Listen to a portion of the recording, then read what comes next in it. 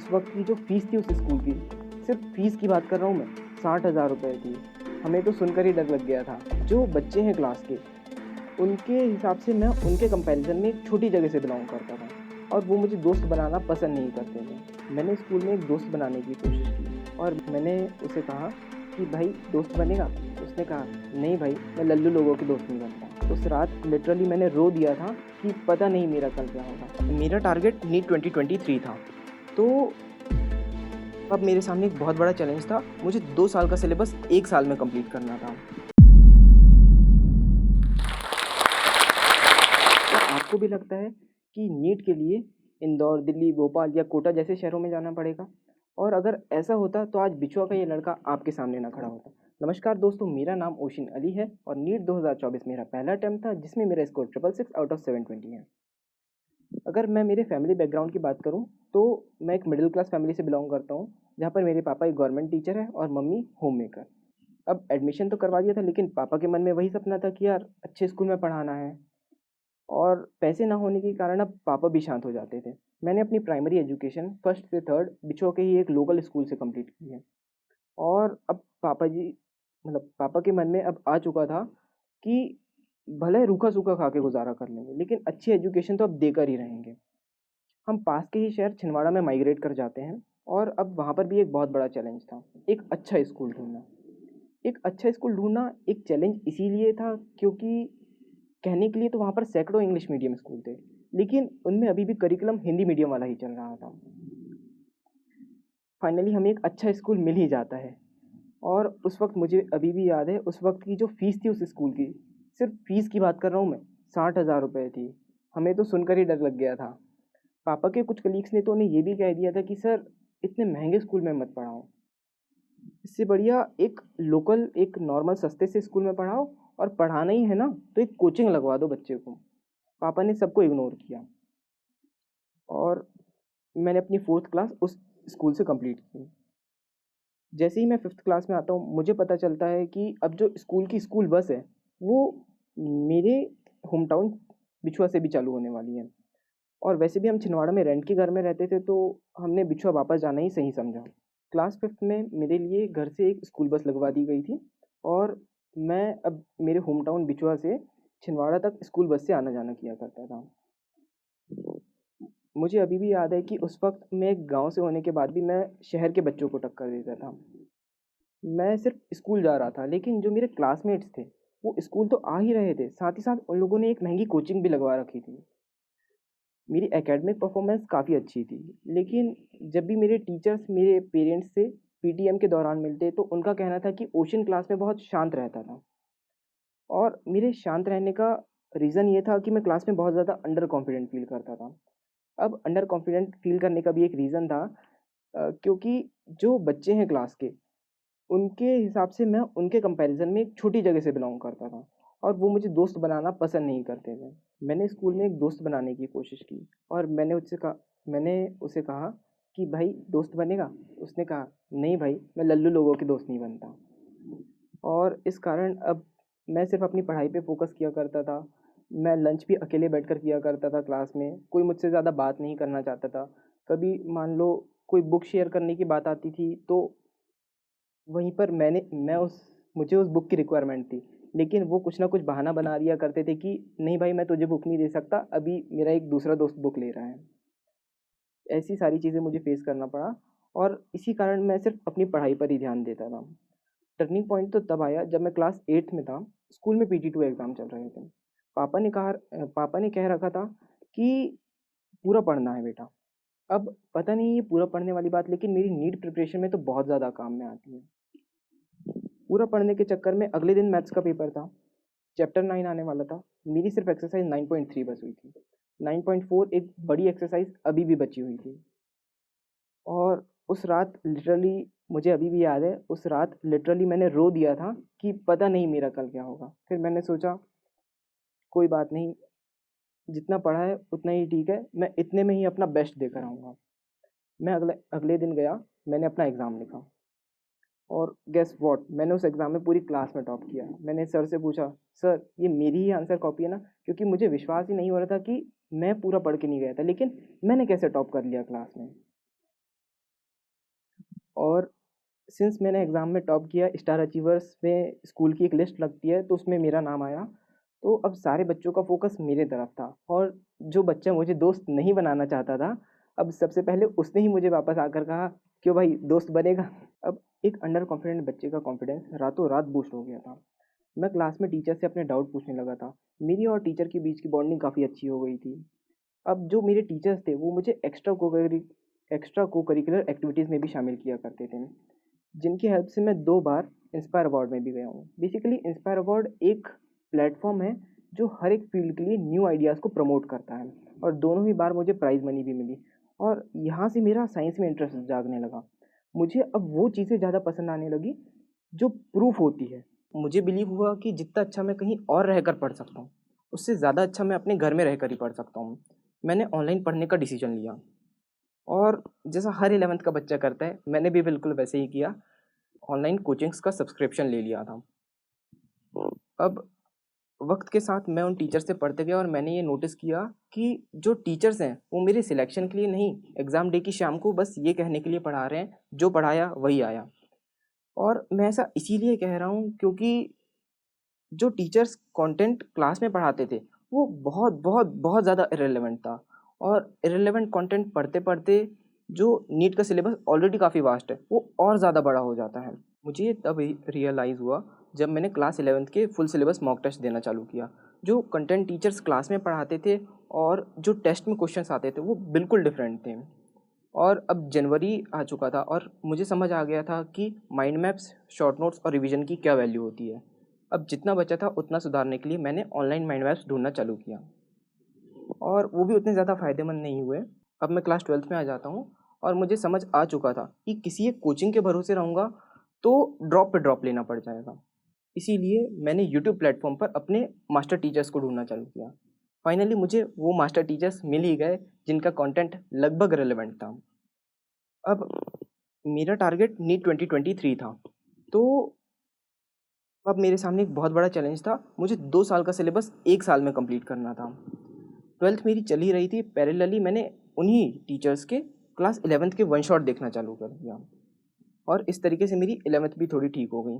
अब जो मैं माइंड मैप्स देख रहा था, वो बिल्कुल सही नहीं थे क्योंकि शॉर्ट नोट्स खुद से ही बनाना चाहिए हमेशा और खुद के बनाए हुए शॉर्ट नोट्स अगर आप एक पेज पलटाओगे आपको समझ आ जाएगा कि इस पेज पर क्या लिखा है और अगले पेज पर क्या लिखा है। आप स्कैन कर पाओगे अपनी आंखों से सीधे, आपको वो पढ़ना नहीं होगा। जस्ट नॉलेज चेक करने के लिए मैंने CUET 2023 भी दिया जिसमें मेरी AIR 444 आती है और कैटेगरी रैंक 37। अब मुझे इंडिया की बेस्ट यूनिवर्सिटीज़ में भी एडमिशन मिल रहा था लेकिन मैंने एडमिशन नहीं लिया क्योंकि मुझे लगा नहीं कुछ तो बात है और यूजी करेंगे तो सिर्फ MBBS से ही। मैं लग गया अपने अगले साल की नीट प्रिपरेशन में।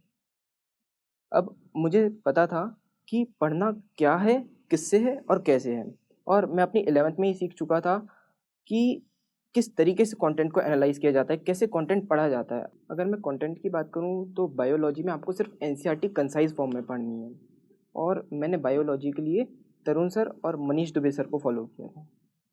अगर मैं केमिस्ट्री की बात करूँ तो केमिस्ट्री में सबसे पहले फिज़िकल केमिस्ट्री आती है। फिज़िकल केमिस्ट्री एक ऐसा सब्जेक्ट है जिसमें मुझे थोड़े गलत टीचर मिल गए थे, मतलब उनका कंटेंट बहुत ज़्यादा वास्ट था, तो रिवीजन एक बहुत बड़ी प्रॉब्लम हो जाती है। फिज़िकल केमिस्ट्री में आप ज़्यादा से ज़्यादा फार्मूला रिवाइज़ करो और न्यूमेरिकल्स परफॉर्म करो।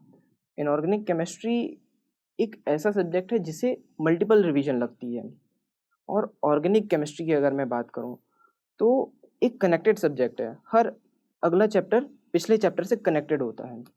फिज़िक्स जो कई सारे नीट एस्पिरेंट का वीक होता है और एज अ नीट एस्पिरेंट मेरा भी वीक था, तो फिज़िक्स स्ट्रॉन्ग करने के लिए मैंने ज़्यादा से ज़्यादा क्वेश्चन किए क्योंकि जब आप वैरायटी ऑफ क्वेश्चंस करते हो तो आपको क्वेश्चंस में एक पैटर्न नज़र आता है और क्वेश्चन भी करना है तो कैसे एक्टिवली, मतलब एक क्वेश्चन को दूसरे से लिंक करना है, दूसरे को तीसरे से लिंक करना है। अगर मैं एक एग्जांपल की बात करूँ तो काइनेमेटिक्स में एक वाटर टैप वाला क्वेश्चन है, उसे करने का सिर्फ एक ही तरीका है, वो क्वेश्चन उसी तरीके से होगा और ये आपको तब समझ आएगा जब आप बहुत तरीके के क्वेश्चंस करोगे। 11th क्लास में ही मैं मॉड्यूल से काफ़ी ज़्यादा डर चुका था क्योंकि जो मॉड्यूल्स थे वो अभी भी AIPMT वाले ट्रेंड के थे, ना कि अपडेटेड वर्जन थे। तो क्वेश्चन सॉल्व करने के लिए मैं उन मॉड्यूल्स को नहीं उस चैप्टर का एक टेस्ट देना ज़्यादा प्रेफर किया करता था। और अगर मैं बात करूँ कुछ मतलब सिर्फ पढ़ाई ही वो चीज़ नहीं होती है जो आपके सिलेक्शन को डिसाइड करती है। आपके सिलेक्शन को डिसाइड करता है आपका नेचर, आपका एटीट्यूड। अगर मैं कुछ मेरी हैबिट्स की बात करूँ तो मेरा सोशल मीडिया पर आज तक कोई अकाउंट नहीं था। मुझे मतलब मैंने अपना पहला इंस्टाग्राम अकाउंट जस्ट कुछ दिनों पहले ही बनाया है और जो बाकी लोग कर रहे होंगे आपको वो नहीं करना है। मतलब बाकी लोग पार्टी और शादी ये सारी चीज़ें एंजॉय कर रहे होंगे, आपको नहीं करना है। बाकी लोग फेस्टिवल्स मना रहे होंगे, आपको उन फेस्टिवल्स को सैक्रिफाइस करना है। अगर मैं मेरी बात करूँ तो मैंने मेरे पिछले 3 साल नीट की प्रिपरेशन में गुज़ारे हैं और 3 सालों की 6 ईद नहीं मनाई है। लेकिन अब वो सब वर्थ इट लगता है क्योंकि अब की जो ईद है वो और ज़्यादा शानदार है। वो 6 साल की ईद एक तरफ और इस बार की ईद एक तरफ। तो आपको नीट क्रैक करने के लिए सिर्फ 2 चीज़ें चाहिए, एक है डिसिप्लिन और दूसरी है कंटिन्यूटी। अगर मैं डिसिप्लिन के मामले में मेरी बात करूँ तो मैंने डिसाइड कर रखा था कि मैं हर दिन एक-एक सब्जेक्ट का 3-3 लेक्चर रिवाइज़ करूँगा। ना ही मैं एक वर्ड ज़्यादा रिवाइज़ करूँगा, ना ही एक वर्ड कम। अब आप सोच रहे होंगे कि ये लड़का एक वर्ड कम रिवाइज़ करने के लिए बोल रहा है, मतलब चलो ठीक है, वो तो समझ आता है कि लॉस है। लेकिन ये लड़का एक वर्ड ज़्यादा रिवाइज़ करने से क्यों मना कर रहा है? तो इसके पीछे एक छोटा-सा रीज़न है। मान लीजिए आपने भी एक दिन में 3 लेक्चर रिवाइज़ करने का टारगेट रखा है। अब किसी दिन आपने 4 लेक्चर रिवाइज़ कर लिए, गुड, बहुत अच्छी बात है। लेकिन फिर एक दिन आएगा जब आप 2 लेक्चर रिवाइज़ कर रहे होंगे और आपके मन में होगा कि किसी दिन 4 भी तो किए, आज अगर 2 कर लिया तो क्या हो गया? और यही वो वक़्त है जब आपका डिसिप्लिन टूट जाता है। तो अगर मेरे शेड्यूल की बात करें, तो मेरे शेड्यूल में मैं रात 12 बजे सो जाता था, सुबह 7 बजे उठता था। फिक्स था उठने के बाद 1 राउंड साइकिल चलाना है और आकर पूरे दिन का टारगेट लिखना है। मुझे तैयारी करते हुए लगभग 3 साल हो गए हैं और मेरे पास आज करीब 900 दिनों का हिसाब है कि मैंने किस दिन क्या किया हूँ, किस दिन मैंने डीपीपी किया हूँ, किस दिन मॉड्यूल किया हूँ, कब रिवाइज़ किया हूँ, कब मैंने टेस्ट दिया हूँ, ये सारी बातें। फिर 7 बजे से मैं 9 बजे तक पढ़ता था, 9 बजे एक नॉर्मल सा ब्रेकफ़ास्ट करता था और फिर 12 बजे मैं लगातार पढ़ता था 12 बजे तक। 12 बजे उठकर मैं 1 घंटे के लिए लंच करता था और थोड़ा-सा रिलैक्स करता था उसी वक़्त। फिर 1 बजे से मैं लगभग 5 बजे तक पढ़ता था और फिर एक छोटा-सा टी ब्रेक लेता था। 15 मिनट का टी ब्रेक था, फिर उसके बाद मैं थोड़ा-सा वॉक पर निकल जाता था, एक इवनिंग वॉक पर निकल जाता था और करीब 6 बज जाते थे। फिर 6 बजे मैं आता था, 8 बजे तक लगातार पढ़ता था। 8 बजे डिनर और फिर 8 से 12 तक लगातार स्टडीज़। अगर टेस्ट की बात करूँ तो टेस्ट एक नीट एस्पिरेंट की जर्नी में बहुत इम्पोर्टेंट रोल प्ले करते हैं। वो आपको बताते हैं कि आप कहाँ पर लैग कर रहे हो और कौन-सी जगह आपका स्ट्रॉन्ग है। और टेस्ट देना तो एक अच्छी बात है, कई सारे लोग देते हैं, लेकिन बहुत कम ही लोग हैं जो उसका एनालिसिस करते हैं। एनालिसिस में आपको क्या करना है, मैं आपको एक छोटा-सा तरीका बताता हूँ टेस्ट एनालिसिस करने का। अगर आप टेस्ट देते हो, तो कुछ क्वेश्चंस ऑब्वियस है कि होंगे जो आपको नहीं बन पा रहे होंगे। आपको उन क्वेश्चंस को सर्कल कर देना है उसी वक़्त, टेस्ट देते दौरान ही। फिर आप जब घर जाओगे तो आपको वो जो सर्कल वाला क्वेश्चन है, उस क्वेश्चन का टॉपिक पढ़ लेना है। इस तरीके से थोड़ा करते-करते आपका जो भी कॉन्सेप्ट आप लैग कर रहे हो, वो कॉन्सेप्ट आपके क्लियर हो जाएँगे और आपके ऑटोमैटिकली टेस्ट में मार्क्स भी बढ़ने लगेंगे। यही स्ट्रैटेजी थी जो मैंने अपनाया था और अगर मैं बात करूँ तो मैंने अपने लास्ट मंथ में करीब 30 मॉक टेस्ट दिए होंगे और आखिरी के जो 3 मॉक टेस्ट थे, वो मेरे कॉन्फिडेंस बिल्डअप करने में बहुत रोल प्ले किया क्योंकि उसमें मेरे मार्क्स करीब लगभग हर एक में 650 प्लस ही आते थे। अब वो दिन आ चुका था जिसका मुझे सबसे ज़्यादा इंतज़ार था, 5 मई, एग्ज़ाम डे। मुझे बिल्कुल क्लियर था कि जितना मैंने पढ़ा हूँ उतना सफिशिएंट है और मैं अपना बेस्ट देकर आऊँगा। इसीलिए मैं बिल्कुल रिलैक्स था। लेकिन मेरी फैमिली की बात करें तो वो लोग बहुत ज़्यादा टेंशन में थे। मैंने उन्हें टेंशन में देखकर कहा कि एग्ज़ाम मेरा है, मैं टेंशन नहीं ले रहा हूँ तो फिर आप क्यों ले रहे हो? और वैसे भी आपके टेंशन लेने से कुछ होगा नहीं। आपने जनरली देखा होगा पेरेंट्स बच्चों को बोलते हैं कि बेटा डरो मत, सब ठीक होगा। हमारे घर में बिल्कुल उल्टा था। मैं अपने पेरेंट्स को बोलकर गया था कि आप लोग डरो मत, सब अच्छा ही होगा। फाइनली मैं अपना एग्ज़ाम देकर वापस आता हूँ और मैंने पेपर एनालिसिस चालू किया। मैंने अपने मार्क्स कैलकुलेट किए और घर में सभी मेंबर्स को मैंने रूम में बुलाया। मैंने सबसे पूछा कि आपके हिसाब से कितने मार्क्स आ सकते हैं? सबका एक कॉमन सा आंसर था 650 प्लस। फिर मैंने कहा नहीं, 556। सभी शॉक हो गए, लिटरली बता रहा हूँ, सब लोग शॉक हो गए थे। और फिर मैंने थोड़ी देर बाद बताया नहीं 656 आ रहे हैं। फिर सबने कहा अब ठीक है। मैंने पूछा क्यों, आप लोग डर गए थे क्या? तो उनका एक कॉमन सा आंसर था कि हमने तुझे मेहनत करते हुए देखा है और हमारा डरना जायज़ था। फिर आंसर की आती है, एक प्रोविजनल आंसर की आती है और फिर फाइनल आंसर की आती है। 4 जून को रिजल्ट आता है और मेरे मार्क्स 666 आउट ऑफ 720 थे। फाइनली मैं नीट क्रैक करता हूँ 17 ईयर्स 4 मंथ 2 डेज़ की एज में, मेरे फर्स्ट अटैम्प्ट में, और बन जाता हूँ गांव का वो पहला व्यक्ति जिसने नीट क्रैक किया है। नीट एस्पिरेंट्स इस वीडियो को देख रहे हैं, मैं उन्हें एक छोटा सा मैसेज देना चाहता हूँ। देखो, नीट एक नॉन स्पॉन्टेनियस प्रोसेस है और आपको एनर्जी लगानी ही होगी। जो दूसरे लोग कर रहे हैं वो नहीं करना होगा। बाकियों का इंस्टाग्राम और फेसबुक पर अकाउंट होगा, आपका नहीं होना चाहिए। बाकी लोग पार्टीज एंजॉय कर रहे हैं, आपको नहीं करना है। और हार्ड वर्क तो सबको करना ही होता है। बाकी जब आप वक्त के साथ पढ़ते जाओगे तो आपको समझ आएगा कि हार्ड वर्क और स्मार्ट वर्क दोनों को कैसे साथ में लिंक करें। और मुझे अभी भी याद है, मुझसे मेरे एक टीचर ने कहा था कि बेटा ये दुनिया गोल है, तुम्हारा किया हुआ मेहनत और हार्ड वर्क तुम तक लौट कर वापस ज़रूर आएगा। और जो भी फैमिली में जो भी व्यक्ति पेरेंट या गार्जियन इस वीडियो को देख रहा है, तो आपसे एक छोटी सी रिक्वेस्ट है कि आपका बच्चा बहुत मेहनत कर रहा है, वो बहुत हार्ड वर्क कर रहा है, वो बहुत बड़े कंपटीशन में है अभी।